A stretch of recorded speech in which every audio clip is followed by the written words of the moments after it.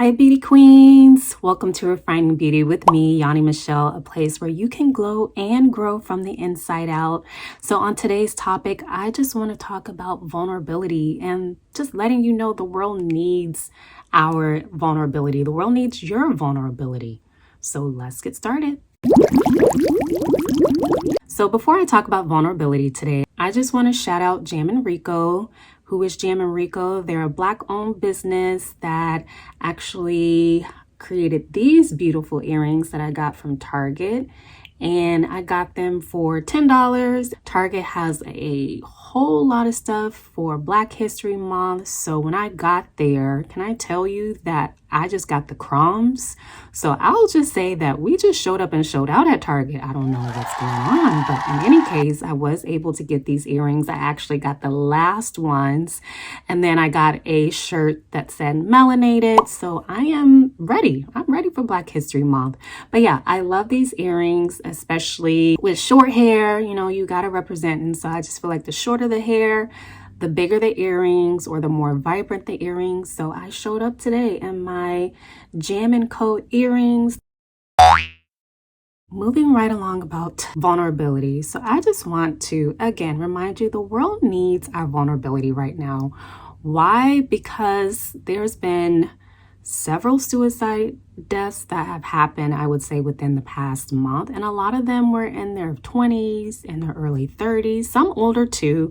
But I when I think about these individuals who have committed suicide, my thought is that, you know, what if somebody not only asked how they were doing, but what if we talked more about our weaknesses, our struggles, our deepest hurts and pains, knowing that, hey, it might help someone? Because I think a lot of times, and I've gone through this too, we feel like we're alone. We feel like we're the only ones going through this situation. We feel like we're the only ones that may be having financial struggles. We just feel like people don't get us, right? We feel like we don't get us. And then we begin to do what? We begin to isolate. And so, you know, of course, me being a church girl, you know, we have that quote that says that we overcome by the blood of the Lamb and the word of our testimony. And so our weakness is our testimony, especially when we are on the other side of that weakness or that valley moment in our lives. And so as before I move on with vulnerability, let's first talk about what vulnerability means, because I actually had to look it up. So the word vulnerable actually means wounding, from the Latin term vulnere. I'm sure if I'm saying it right. But basically it means to wound, to hurt, injure, maim. And then vulnerability is, when I looked it up, it actually just gave the synonym, which is weakness, a quality of being weak. And what I've discovered too is that, you know, we live in a society now where you have to be strong and you have to put on your best face and your best look, and, you know, you can't show weaknesses. And especially in corporate America, or just in general, you can't show that people don't want to see. We have in our mind that people don't want to see the ugly side. They don't want to see our weaknesses. They don't want to see the lows. But I think that we're in a time now where we need to show that. People need to see that, because we have kids coming up behind us. I have a 6-year-old, I have a 3-year-old, and they're going to have this idea of perfectionism. I already see it in my daughter, that things have to be perfect. And so I'm instilling in her, perfection is impossible. And so I have to be vulnerable with her and show my weaknesses as a mom, and show my areas of vulnerability when it comes to me being a businesswoman or a wife. And then we have talking moments about what happened and how I felt, and, you know, and just letting her not just see the highs of my life, but also allowing her to see the lows of my life. And then when she sees those lows, we talk about it. We talk about how we feel and how it made her feel. And so I really think that's important, because, you know, we're not human, right? We're not human if we don't have moments of vulnerability, if we don't have moments of weaknesses, if we don't have a weak side, you know, that others don't know and that they don't show. And so it's just time to stand up. I just want to challenge you. Show your vulnerable side. You never know who you might be helping. So speaking of vulnerable, let me just be vulnerable with you for a moment. So last month, January 2022, of course, we're kicking off the new year. We're excited about our goals and we're just going to go get it and we're going to be focused and all of that. So that was me too. I had listed out some things that I had for myself this year. And then guess what? A few days before my birthday, shout out to the January babies, I got COVID. And then soon after, my daughter got COVID. And not only did I have COVID, but while having COVID, I had to take care of her because I didn't want her to infect her older sister. And so we had to separate our household. My husband was with my oldest daughter. I was with my youngest daughter upstairs taking care of her. And so that was not fun. And then in the midst of that, I get a phone call that my mom is in the hospital and she suffered seizures. So that's in the midst of me still having COVID and trying to heal and feel better while taking care of a 3-year-old who is very busy, by the way. And then even just to add on to that, and a lot of people don't know this, but just because I know that it may help someone else, I also had a miscarriage in the midst of that. And so a lot of these instances just really rocked my world. And then soon after, I would say maybe a week after, feeling better from COVID, things were getting back to normal. Okay, we're working through some issues, with the miscarriage. And then I get in a car accident. And of course, the guy was like, well, it's not my fault, it's your fault, and you should have stopped. And so January was a month for me. And what I did is suppress all of those feelings. I suppressed all of those feelings because you know what? I told myself, Yaunee, you just got to get through this month just to be sane, just to be normal, just to be there for your kids and your husband and your family and your household. But then February came and then I feel like all of these emotions hit me with a dump truck and it was just like hit me in the face. And so I've had moments where I didn't want to get out of bed. There was feelings of depression and anxiety and worry and many panic attacks. And I'm like, where is all of this coming from? And what I realized is that I suppressed all of those feelings that I was experiencing back in January. And because I didn't deal with those feelings, they came out of nowhere. It seemingly, I guess in my mind, they came out of nowhere. And so guess what? February is the month of dealing with my emotions and just getting back into alignment, getting back into, prioritizing what's important, reminding myself that my feelings matter.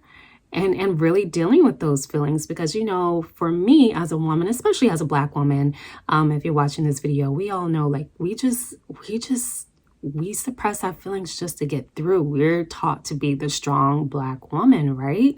But I heard this quote that somebody said on TED Talk, a strong Black woman is a healed Black woman, and a healed Black woman does not suppress her feelings. A healed Black woman does not cope, she heals. And so that's where I am this month. This is definitely a month of healing and restoration and just kind of being in touch with myself and going back to those moments, those trauma moments back in January and dealing with it and praying about it and talking to God about it and asking him, hey, how do I move forward? How can I move forward? And then in addition to that, I have a therapist. Thank God.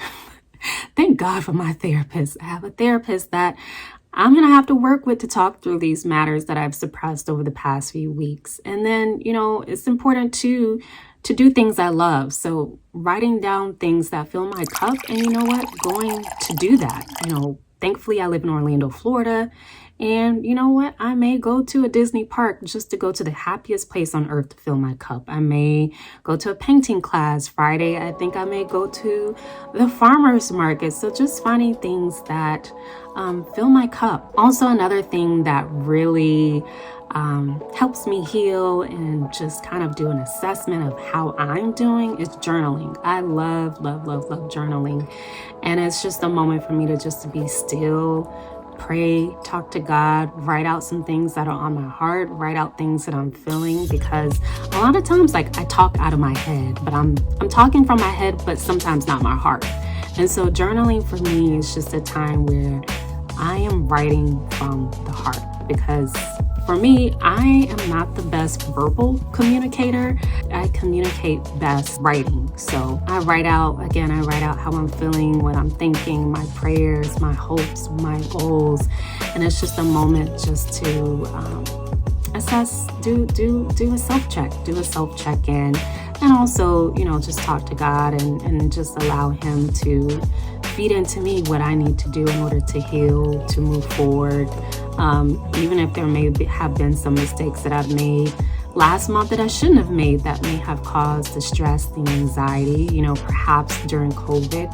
When I had COVID, I probably shouldn't have been working, but I did. I should have been resting.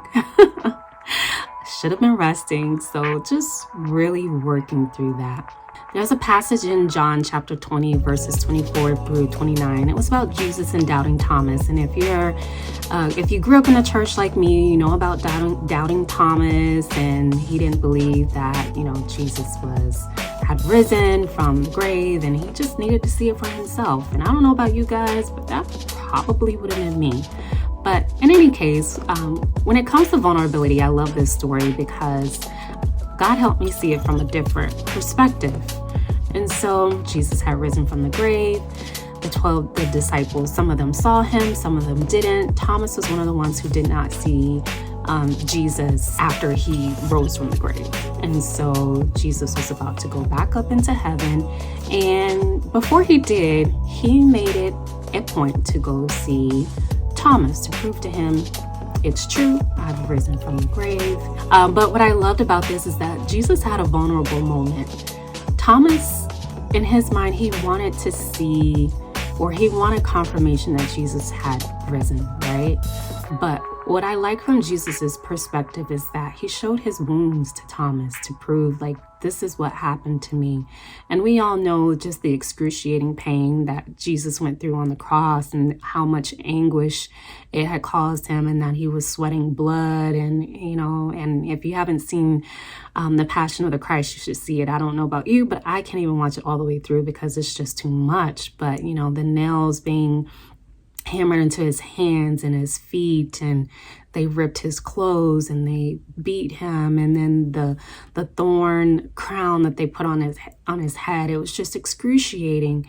But something that caused Jesus the deepest pain, he showed to Thomas, and he said, hey, look at my hands, look at my side. And then he showed him those wounded areas. He showed him those wounds, which is what vulnerable means. Jesus being Jesus that he is, right? He showed the most vulnerable things that happened to him to Thomas. And what I like about it is that he didn't have to do that. He didn't have to show Thomas. He didn't have to show him, the areas that caused him the deepest pain. And I'm sure even as he was showing Thomas, those thoughts came back up of how they nailed him to the cross and how he was treated, and the idea that I didn't even do anything, but I was treated this way. Yet it was worth it, right? It was worth it to Jesus to show the vulnerable side to Thomas. And so I'm just thinking, if Jesus himself showed his vulnerable side, we should too, especially we as believers, right? We always come across, or I would say even just growing up, I had this idea that of perfectionism, that we had to be perfect. And I don't know about you, I tried it and it is tiresome. But we're imperfect people. We are meant to be imperfect people. That's why Jesus died on the cross, so we didn't have to be perfect. The perfect one died, so we didn't have to be. And so when I think of that in my own business and I'm striving and it has to be a certain way, I'm reminded it does not have to be perfect. I am not called to be perfect. I am called to progress. I'm called to love. I am called to be kind, but perfect is not one of them. And so once again, I just think that it is so important right now to show those wounded areas like Jesus. Talk about your anxiety, talk about your depression, talk about your bulimia, talk about your eating disorders, talk about your marital issues, talk about your relationship with your mom, because you never know who you may be ministering to at that time. Somebody may be going through the same thing that you're going through. And then guess what? You guys can work in community to pray with one another, to encourage one another, to walk through that valley season with one another. Or you may be the person on the other side and you're lending a helping hand to the person that you were vulnerable to because they're going through the same issue. So you're giving them a hand up. You're holding their hand and walking them through their valley moment, their pit moment. And so I just want to encourage you, take some time to be vulnerable, whether it's through social media, whether it is just speaking with a friend. You just never know. I just really think that God works in mysterious ways. And sometimes when we're vulnerable with each other, it may be an opportunity for somebody to come and pray with you. It may be an opportunity for somebody to offer words of encouragement. It may be an opportunity even for God to just step in and heal you of that area as you talk about it. And I'll just close with this. So I created this YouTube channel and I didn't want to, I did it anyway. And then as I was creating videos, God just kind of nudgingly told me, he was like, this channel is not for the people that are listening to it. This channel is for you too. As you're sharing your vulnerable moments, it will be healing for you too. And so I just want to remind you, showing your weak side may be a moment of healing for you. It may be a moment for God to step in and just heal you of those areas as you're sharing and ministering to other people. So just keep that in mind. Don't try to come off as this beautiful, bright, and you are beautiful, by the way, but just don't come off as this perfect person when we all know that nobody is perfect but Jesus, right? So with that being said, I hope this message blessed you. Make sure you give it a like, a thumbs up, share it with someone that you think may need it. And don't forget to be vulnerable to someone. You never know. It may be healing for you or for someone else. Peace. Bye.